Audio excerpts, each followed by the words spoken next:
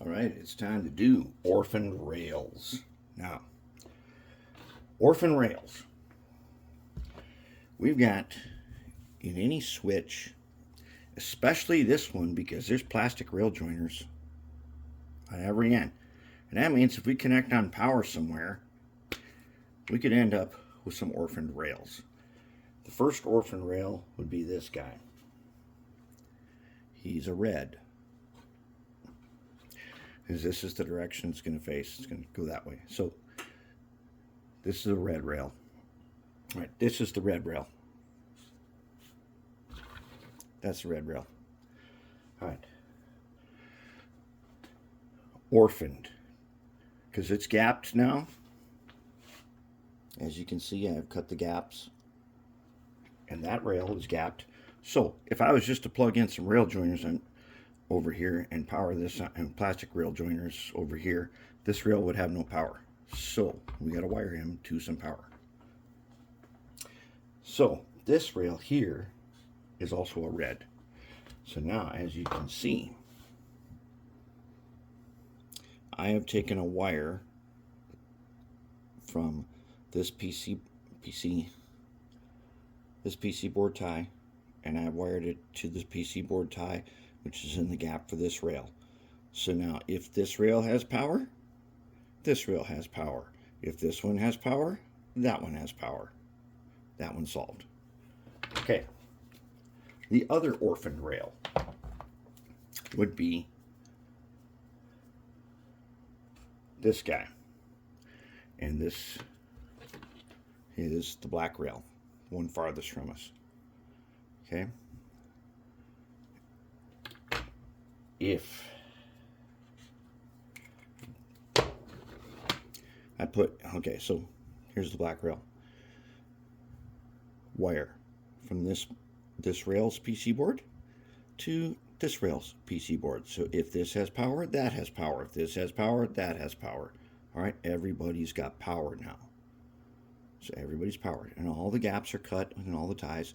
And we remember that these two, the wing rail and the outside rail, are together. This red rail and this red rail, they are also together. So there's just one gap on there.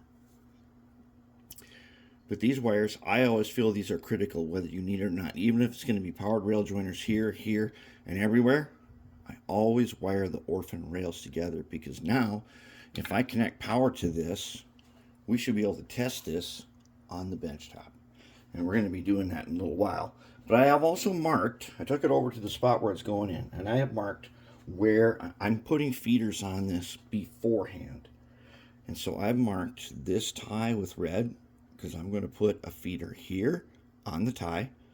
I'm going to put a feeder here on this tie I marked in black. This one's marked black. That one gets a feeder. A little spot in there. I'm going to put a feeder there. And I'm going to put a feeder there. Then this whole thing, everybody gets power everywhere all the time. And that's what we want. We want as much power. And you see how, you're like, well, you don't need two of them here.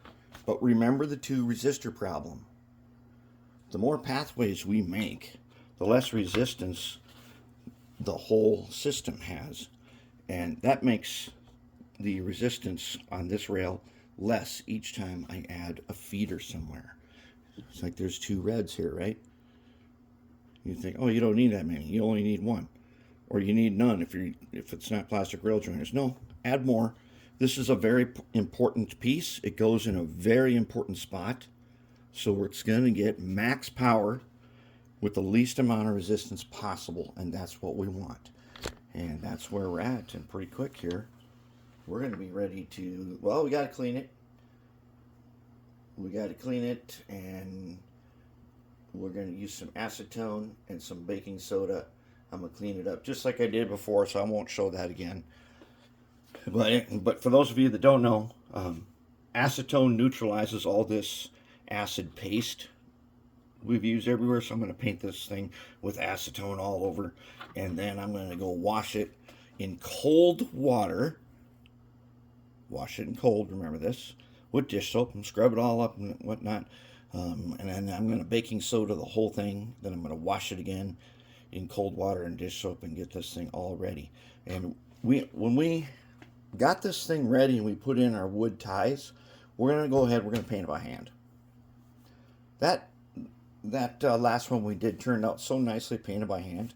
We're going to paint this one by hand too, and we're going to do the same thing again where we use the burnt umber craft paint to paint everything, and then the ties are going to get a little touch of some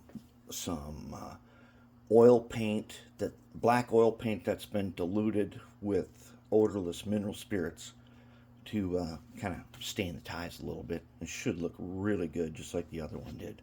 And that's where we're at.